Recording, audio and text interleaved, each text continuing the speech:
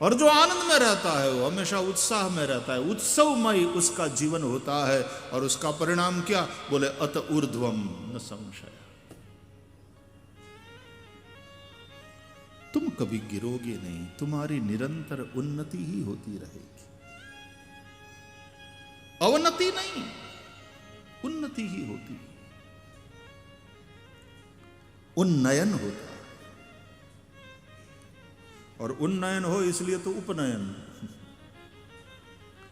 किसी सद्गुरु के पास ले जाया जाता है, उपनयन संस्कार। और सद्गुरु की सन्निधि में जब विद्या की उपासना करते हैं, सविता की उपासना करते हैं, तो फिर सद्गुरु ऐसी कृपा करता है कि उन्नयन। It's like when the aircraft is taxiing और रनवे पर आता है, और फिर रनवे पर जब वो दौड़ता है,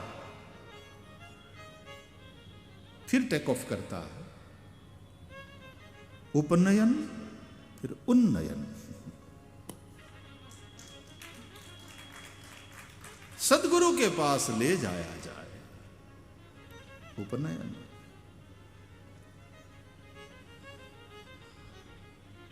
श्रोत्रिय ब्रह्मनिष्ठ सद्गुरु के पास जाकर के गत्वा, नत्वा, दत्वा, ये तीन बातें। गत्वा ऐसे श्रोत्रिय ब्रह्मनिष्ठ सद्गुरु के पास जाकर,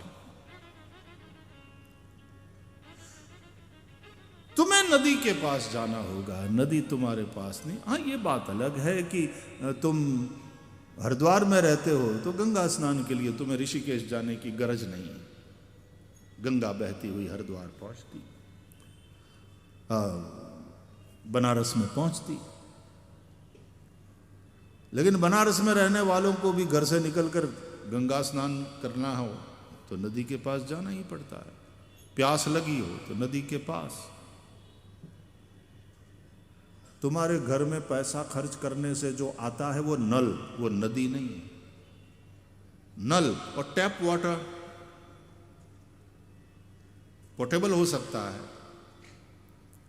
लेकिन नल का पानी नल का पानी है, नदी का पानी नदी नदी होती है साहब। टैप वाटर से तुम नहा तो सकते हो टम्बलर लेकर के, पानी अपने ऊपर डाल करके, या शावर लगा लिया, लेकिन गोता तो तुम नदी में लगा सकते हो।